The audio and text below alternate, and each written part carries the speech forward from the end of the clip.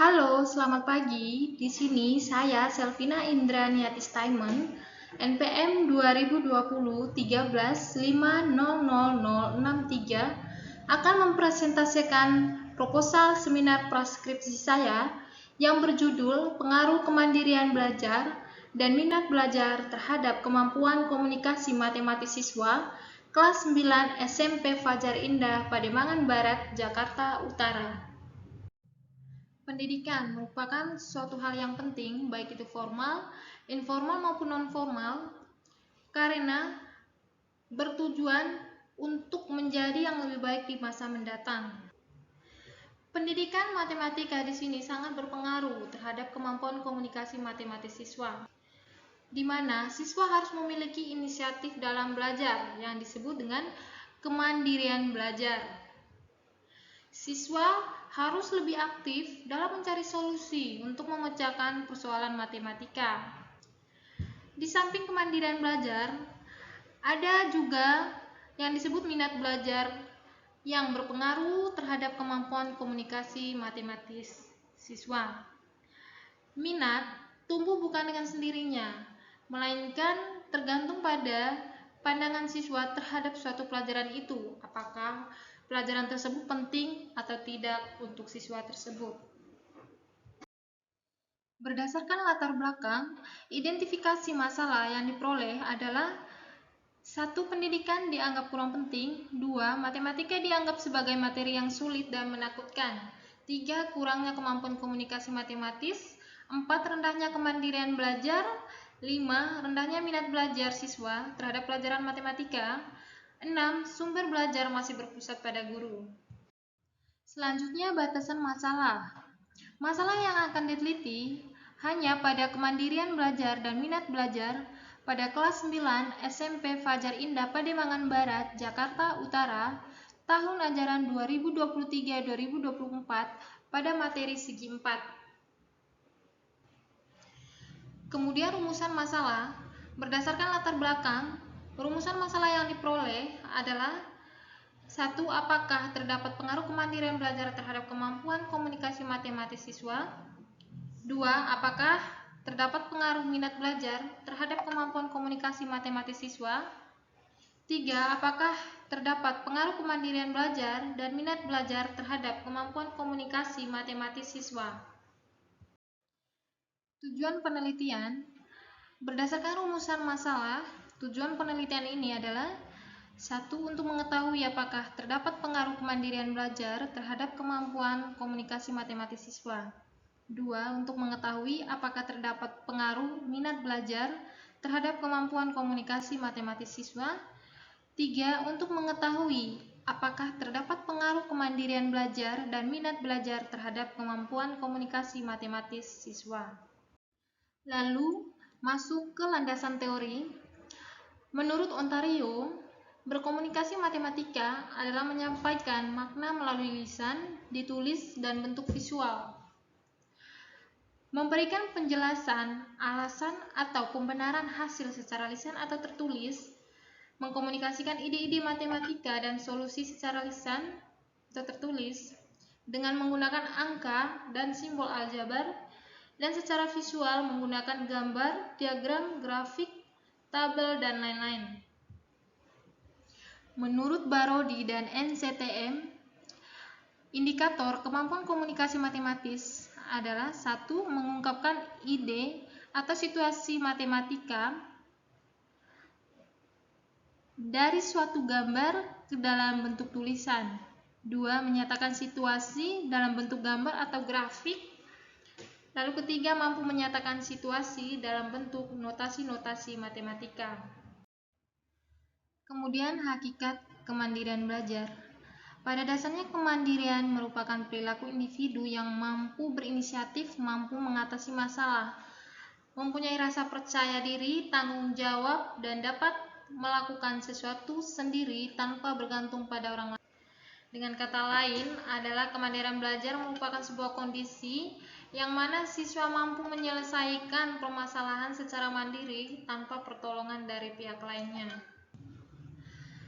Adapun tanda-tanda seorang siswa memiliki kemandirian belajar diantaranya 1. Bertanggung jawab, 2. Inisiatif, 3. Percaya diri, 4. Tidak bergantung pada orang lain, 5. Mampu mengambil keputusan.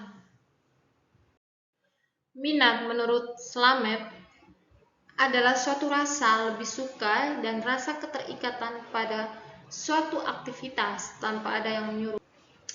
Indikator minat antara lain adanya perasaan senang terhadap pembelajaran, adanya pemusatan perhatian serta pikiran terhadap pembelajaran, adanya kemauan untuk belajar, adanya kemauan dari dalam diri untuk aktif dalam pembelajaran, adanya upaya yang dilakukan untuk merealisasikan keinginan untuk belajar.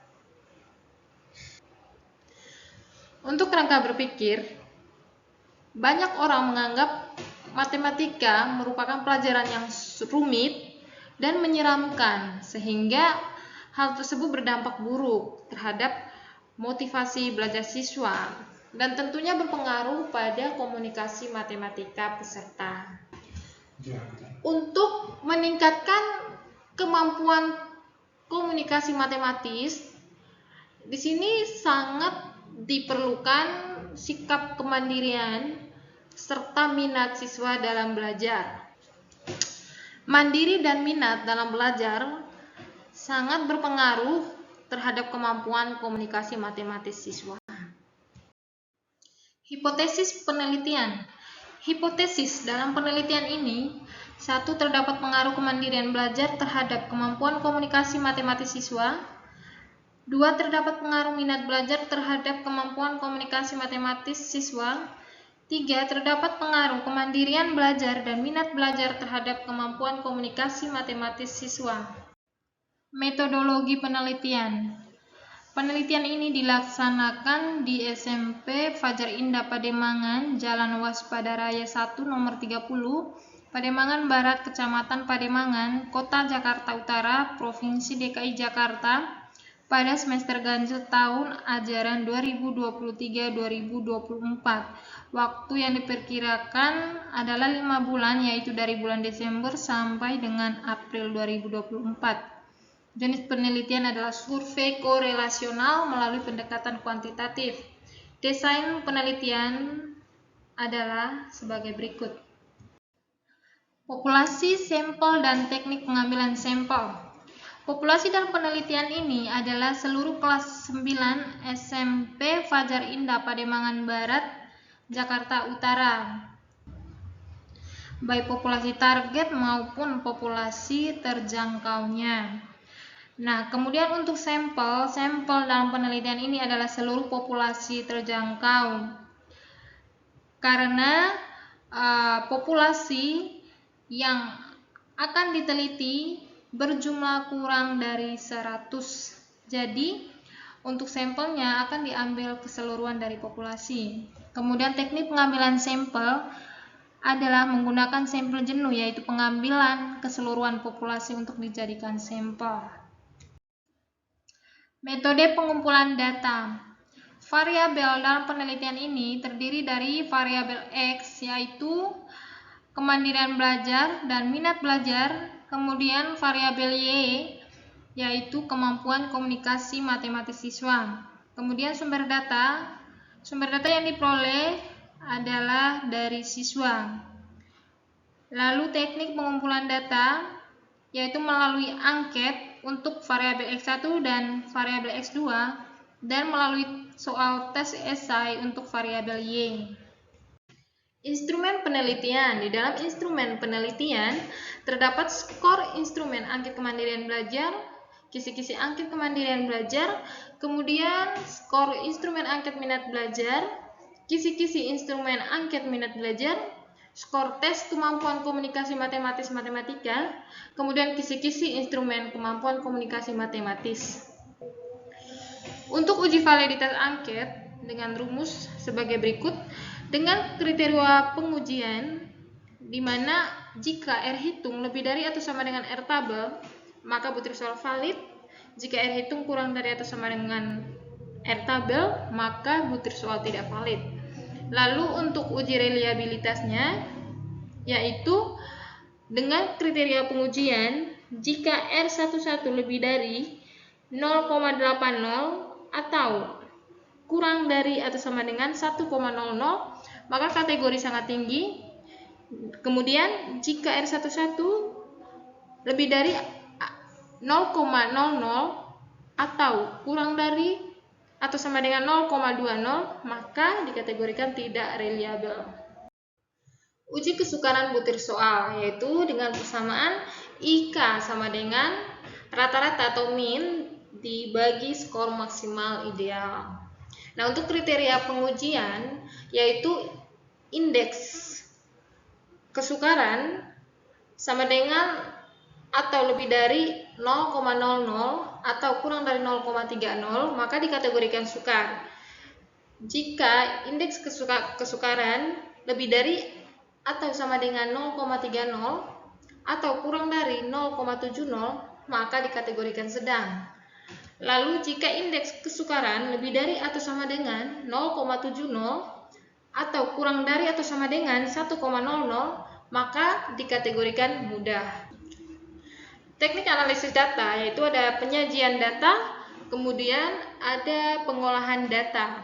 Dan dalam pengolahan data kita menentukan rata hitung, kemudian menentukan median, menentukan modus, menentukan varians, dan menentukan simpangan baku. Uji persyaratan analisis data yaitu menggunakan uji normalitas dan uji linearitas. Nah, untuk uji normalitas menggunakan uji C kuadrat, kemudian untuk uji linearitas menggunakan persamaan regresi ganda, dan uji kolinearitas dengan rumus yang tertera di bawah ini. Pengujian hipotesis penelitian yaitu koefisien korelasi ganda, koefisien determinasi ganda, uji signifikan korelasi yaitu mencari F hitung, kemudian persamaan regresi ganda yaitu Y sama dengan A ditambah B1 X1 tambah B2 X2. Pengujian hipotesis penelitian. Uji hipotesis menggunakan uji F dengan kriteria terima H0 jika F hitung kurang dari F tabel, tolak H0 jika F hitung lebih dari F tabel. F hitung dapat diperoleh dengan rumus RJ karek dibagi RJ kares. Kemudian hipotesis statistik dalam penelitian ini yaitu H0, beta 1, beta 2 sama dengan 0 dan H1 selain H0.